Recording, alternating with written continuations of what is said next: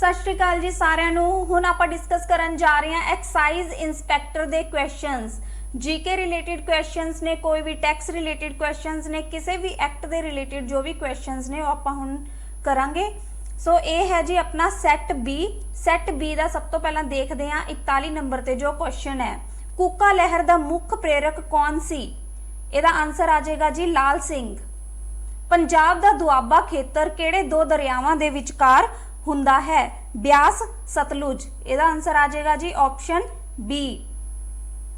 Training के मकसद लई वरते जाण वाले अकेसिया नीलोटिका दे रुख दे किहड़े हिस्से की वरतों कीती जांदी है? रुख दी सक यानी कि बारक। नैक्सट क्वेश्चन है जी, किस मुगल बादशाह ने ग्वालियर के किले विच गुरु हरगोबिंद जी नूं कैद विच रखिया?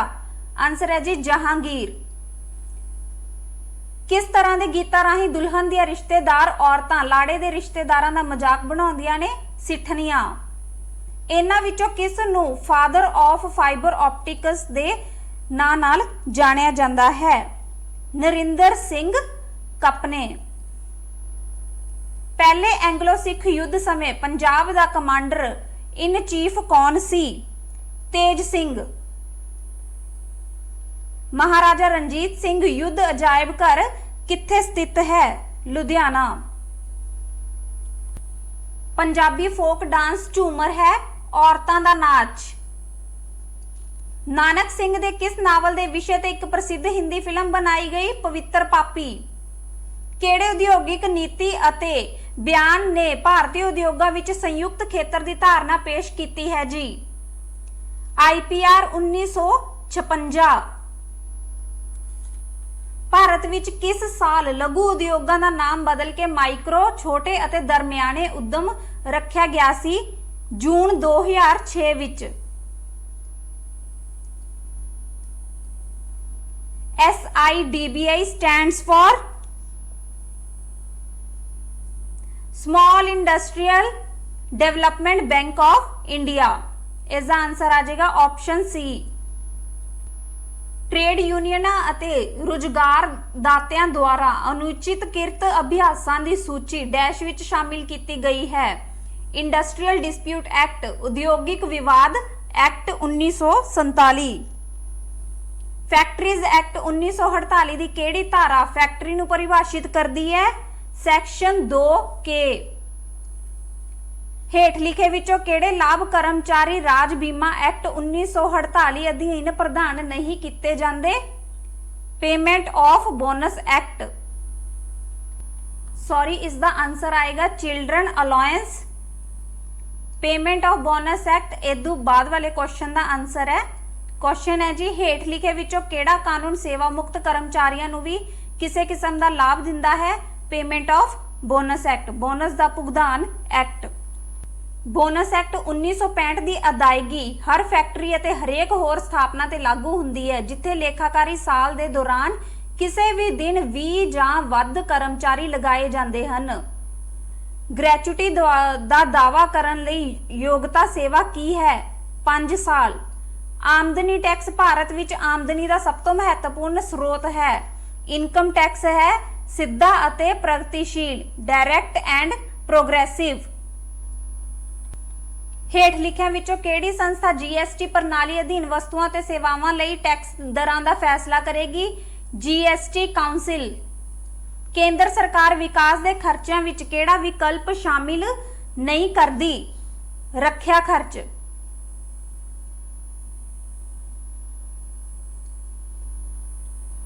हेठ लिखे विचों केड़े उद्योगां नूं लाजमी लाइसेंस दिता जाना है? ये सारे शराब, तंबाकू, दवाइयां अते फार्मास्यूटिकल्स। पंजाब दे टैक्स मालीए का सब तो वड्डा हिस्सा इस तो आउंदा है? इस दो ऑप्शन ने जी, एक तो आ जाएगा वैट, एक आ जाएगा एक्साइज।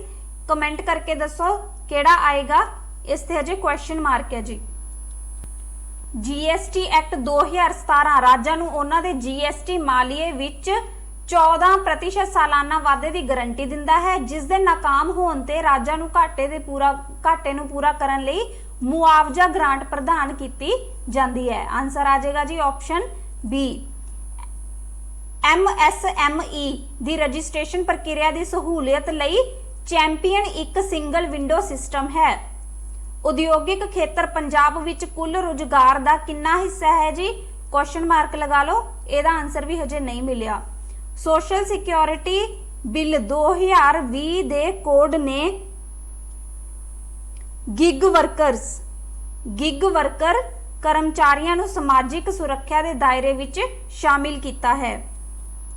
2021 ਸੋਧਾਂ ਦੇ ਅਨੁਸਾਰ ਕਿਸੇ ਕੰਪਨੀ ਦੇ ਯੋਗ CSR ਖਰਚੇ ਦੇ ਹਿੱਸੇ ਵਜੋਂ ਹੇਠ ਦਿੱਤੀਆਂ ਗਤੀਵਿਧੀਆਂ ਵਿੱਚੋਂ ਕਿਹੜੀ ਸ਼ਾਮਿਲ ਕੀਤੀ ਜਾ ਸਕਦੀ ਹੈ?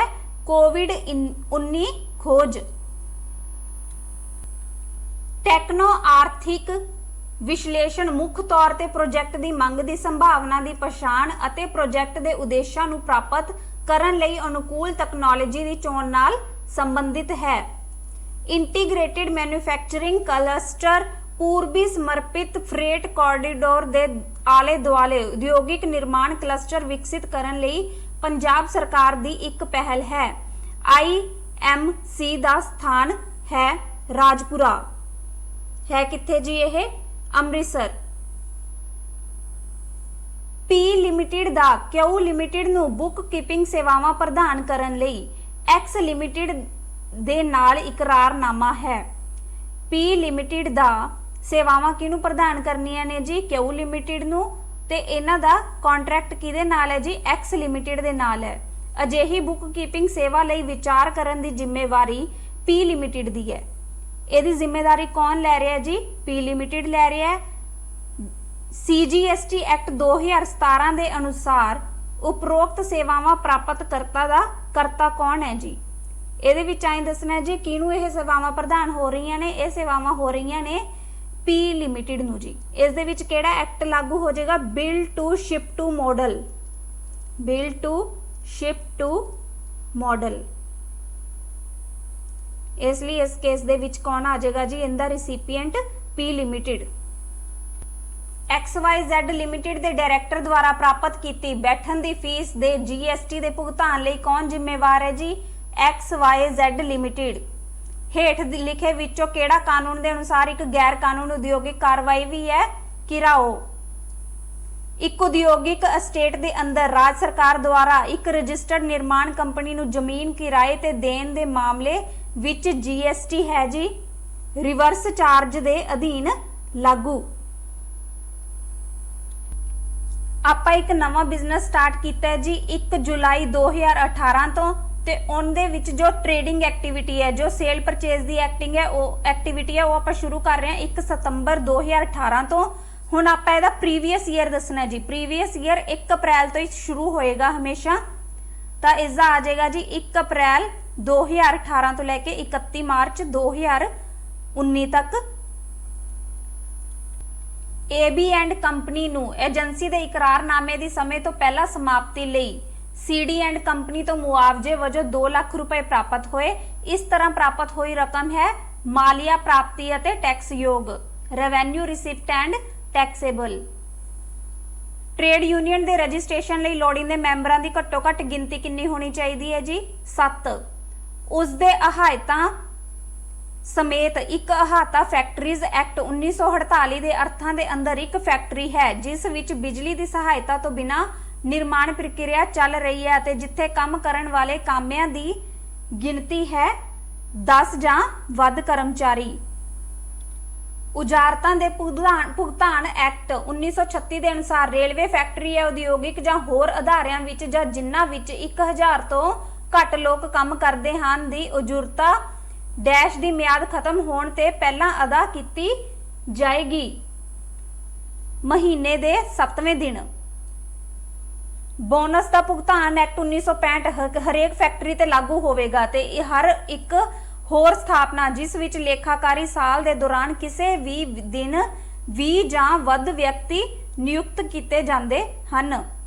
ਉਚਿਤ ਸਰਕਾਰ ਘੱਟੋ ਘੱਟ ਉਜਰਤ ਐਕਟ 1948 ਦੇ ਤਹਿਤ ਘੱਟੋ ਘੱਟ ਇੱਕ ਵਾਰ ਹਰ 5 ਸਾਲ ਵਿੱਚ ਉਜਾਰਤਾਂ ਦੀਆਂ ਘੱਟੋ ਘੱਟ ਦਰਾਂ ਨੂੰ ਸੋਧੇਗੀ। ਸਬੈਪਟੀਕਲ ਸ਼ਬਦ ਕਿਸ ਨਾਲ ਜੁੜਿਆ ਹੋਇਆ ਹੈ? ਅਧਿਐਨ ਲਈ ਅਦਾਇਗੀ ਛੁੱਟੀ, ਪੇਡ ਲੀਵ ਫॉर ਸਟੱਡੀ। ਨੀਤੀ ਆਯੋਗ ਦਾ ਪੂਰਾ ਰੂਪ ਹੈ national institute for transforming India. इसका आ जाएगा जी ऑप्शन ए। एक प्राइवेट लिमिटेड कंपनी कारोबार कदों शुरू कर दी है? इसका आंसर आ जाएगा जी immediately on receiving a certificate of incorporation. Option B incorporation certificate प्राप्त करन ते तुरंत। उस दस्तावेज की निशानदेही करो जिसनों तैयार करके पब्लिक लिमिटेड कंपनियां विच रजिस्ट्रार ऑफ कंपनियां दे नाल रजिस्टर करन दी जरूरत है।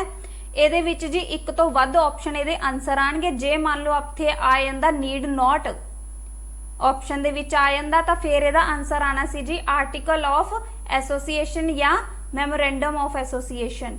पर ਹੁਣ ਇਹਦੇ ਵਿੱਚ ਇੱਕ ਤੋਂ ਵੱਧ आंसर आ ਰਹੇ ਨੇ क्योंकि ਆਪਾਂ ਨੇ स्टैचूटरी डिक्लेरेशन भी देनी ਹੁੰਦੀ है, MOA भी देना ਹੁੰਦਾ है, AOA भी देना ਹੁੰਦਾ है। ਜੇ ਇਹਦੇ ਵਿੱਚ नहीं ਪੁੱਛਿਆ ਹੁੰਦਾ ਫਿਰ अपना आंसर बदल जाना सी। इसलिए ਇਹਦੇ ਤੇ क्वेश्चन मार्क लगाओ जी। ਇਹ क्वेश्चन गलत है जी, उन्होंने नहीं दिता ਹੁੰਦਾ ਤਾਂ ਫਿਰ भी ਇਹਦਾ आंसर आ सकता सी। ਹੇਠ ਲਿਖਿਆਂ ਵਿੱਚੋਂ ਕਿਹੜਾ ਆਮ ਤੌਰ ਤੇ ਇੱਕ ਲਿਖਤੀ ਦਸਤਾਵੇਜ਼ ਹੁੰਦਾ ਹੈ ਜੋ ਪਰਿਭਾਸ਼ਿਤ ਕਰਦਾ ਹੈ ਕਿ ਪ੍ਰੋਜੈਕਟ ਦੇ ਅੰਤ ਤੱਕ ਕਿਹੜਾ ਕੰਮ ਪੂਰਾ ਕੀਤਾ ਜਾਵੇਗਾ? ਸਕੋਪ ਆਫ ਵਰਕ, ਕੰਮ ਦੀ ਗੁੰਜਾਇਸ਼। ਪ੍ਰੋਜੈਕਟ ਪ੍ਰੋਗਰਾਮ ਦੀ ਯੋਜਨਾ ਬਣਾਉਣ ਤੋਂ ਪਹਿਲਾਂ ਸਥਿਤੀ ਦੇ ਵਿਸ਼ਲੇਸ਼ਣ ਲਈ ਕਿਹੜੇ ਟੂਲ ਉਪਯੋਗੀ ਹਨ? ਸਵੋਟ। ਸਵੋਟ ਕੀ ਹੁੰਦਾ ਹੈ ਜੀ? ਤਾਕਤਾਂ, ਕਮਜ਼ੋਰੀਆਂ, ਮੌਕੇ ਅਤੇ ਧਮਕੀਆਂ ਵਿਸ਼ਲੇਸ਼ਣ।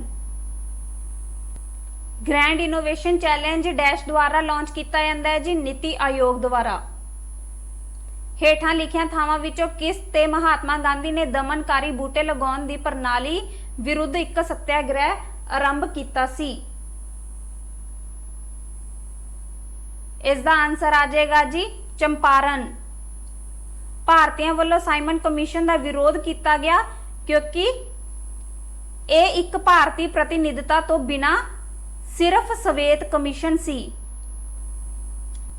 Indian council of medical research सूरज की रोशनी के घट्टो घट संपर्क के हालातों विच भारतीयों लई विटामिन डी के 400 IU प्रति दिन के रोजाना पूरक की सिफारिश करता है।